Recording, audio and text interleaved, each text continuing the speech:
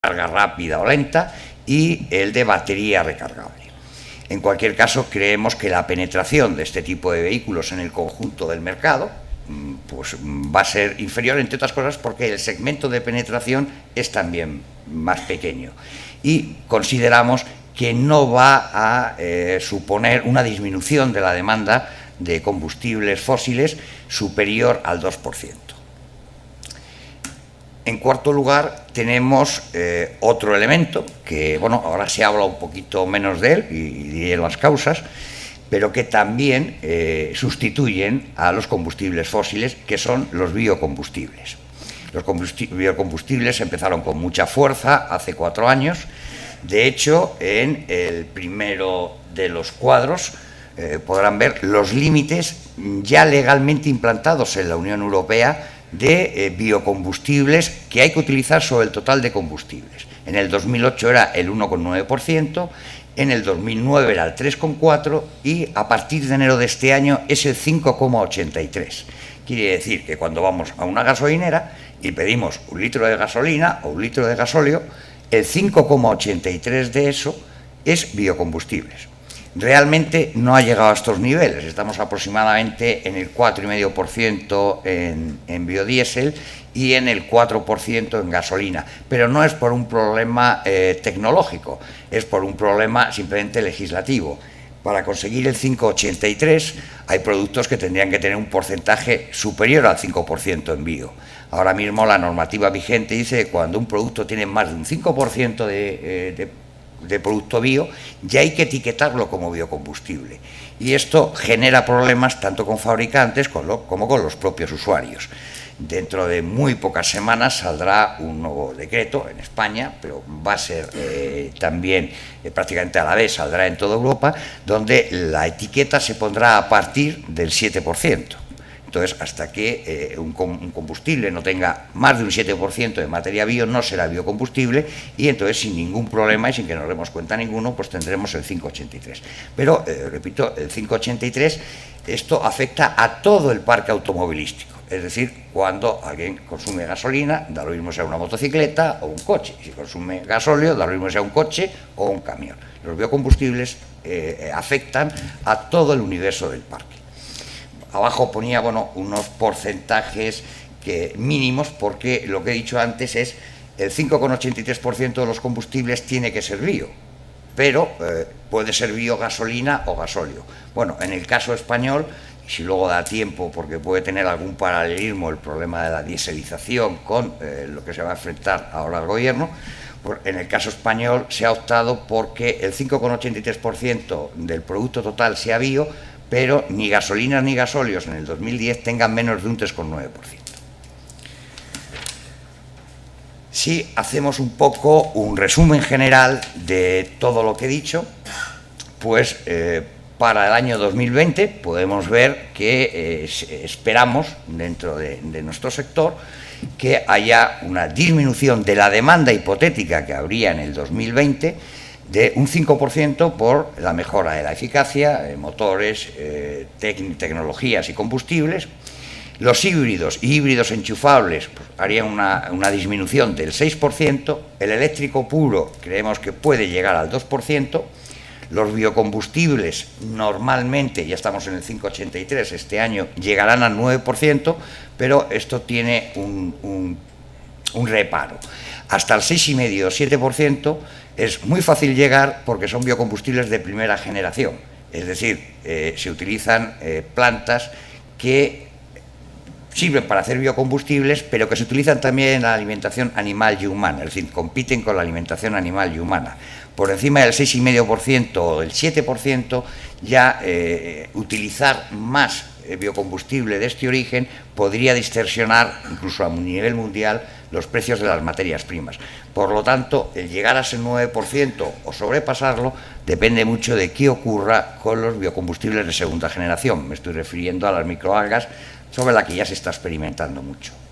Y luego, sobre GLP, gas natural, nitrógeno y otros, pues pensamos que puede haber una sustitución de la demanda de torno al 1%.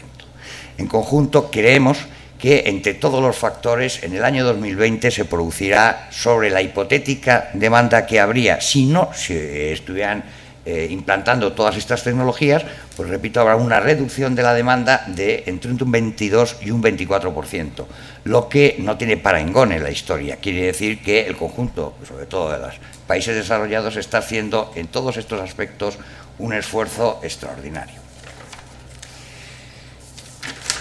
Bueno, pues ahora la pregunta es, bueno, ¿y estas previsiones se pueden cumplir? ¿Son previsibles? Pues en primer lugar hay que decir que estas previsiones, bueno, son para la Unión Europea, pero el primer elemento que hay que tener claro es que estos porcentajes de reducción que he dado son, digamos, unos porcentajes medios o modelo. Lo que va a ocurrir al final es que cada país elegirá qué modelos de sustitución va a utilizar y seguirá caminos absolutamente diferentes. Por citar tres ejemplos, ya hemos oído al presidente de Brasil decir que tiene muy claro los biocombustibles de primera generación. Hombre, no es que sea, en fin, demasiado modélico, pero tenemos otro país también importante, por la importancia que tiene a nivel mundial, como es Venezuela, cuyo presidente ya ha dicho que el biocombustible es eléctrico, que eso ni sabe ni quiere saber qué son. Y, por ejemplo, el ejemplo francés es clarísimo. Va a invertir muchísimo dinero en la tecnología del vehículo eléctrico. Tiene razones para ello, razones, digamos, colaterales, problemas a nivel del 2020 refino, excedentes de energía eléctrica barata. Quiero decir con esto que al final cada país, bueno, seguirá un camino en función de sus condiciones características y de lo que más le interese. Y en este sentido, cuando llegamos al caso español, pues bueno, ya lo ha comentado antes Óscar. El primer problema que nos encontramos es que no tenemos un objetivo de mix energético, de cesta energética, que vaya a alimentar de energía al país, por ejemplo, para el año 2020.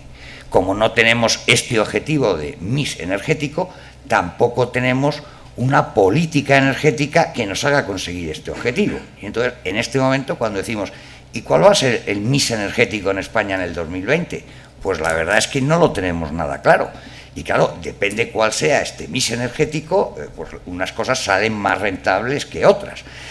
Una energía eléctrica extraordinariamente cara, bueno, pues nos crea un problema de competitividad, pero desde luego seguir quemando petróleo y carbón para conseguir energía, pues no es algo que nos mueva mucho. Con esto quiero decir que, bueno, se va a seguir avanzando en todas las tecnologías, biocombustibles de segunda generación, baterías para coches eléctricos, los nuevos sistemas de hibridación. Todo esto va a ir avanzando rápidamente, pero luego en cada país pues se potenciará más y se ayudará más un tipo de componentes o de sustituciones que otros. Y he puesto, para que tener un ejemplo de esto, pues lo que ha pasado en el 2009 es una previsión, pero es una previsión con más de un 99% de posibilidades de éxito, o sea que, porque está hecho por técnicos de Hacienda, o sea que casi seguro voy a acertar. Las ventas de combustible en nuestro país han sido 30.000 millones de metros cúbicos, lo que ha reportado al Estado 14.000 millones de euros. Los que somos mayores, con 14.000 millones de euros nos perdemos. Si decimos casi 2 billones con B y medio de pesetas, nos hacemos una idea de que es una cantidad tremenda, ¿no? Pues esto es lo que ha aportado el combustible, tanto en impuesto especial como sanitario como IVA. Bueno, pues todas estas sustituciones y todas estas reducciones van a suponer un deterioro de los ingresos públicos, que tendrá que recuperarlo por otro lado. ¿Por qué otros lados lo puede recuperar? Pues eso va a motivar mucho las cosas. Por poner un ejemplo, ahora mismo ya sabemos con certeza que encima de la mesa de la ministra Salgado, no sabemos si lo aprobará o no, pero hay dos propuestas, una de poner un impuesto sobre gas natural y otra de poner impuesto especial sobre biocarburantes. Bueno, pues en función de que se tomen unas medidas u otras, el mix que he dado antes y los porcentajes, pues evidentemente pueden variar. Y luego, desde otra parte del sector que represento, que son las estaciones de servicio, y teniendo en cuenta que bueno, las conferencias estaban de alguna forma ligadas al urbanismo, las conferencias que ha organizado hoy el colegio, entonces hablar un poco de, bueno, ¿y qué pasa con las gasolineras o las electrogasolineras?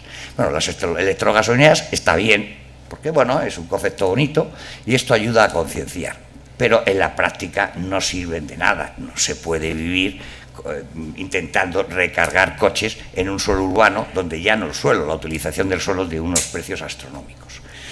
Lo que ocurre es que tenemos la suerte que en España, como hemos tenido durante muchísimos años un monopolio de petróleo, tenemos una red de estaciones de servicio absolutamente importante y muy equilibrada en todo el país y sobre todo en las ciudades, y además de tamaños importantes en las ciudades, no son postes en las aceras como nos encontramos en Londres o en París, son estaciones con tamaño.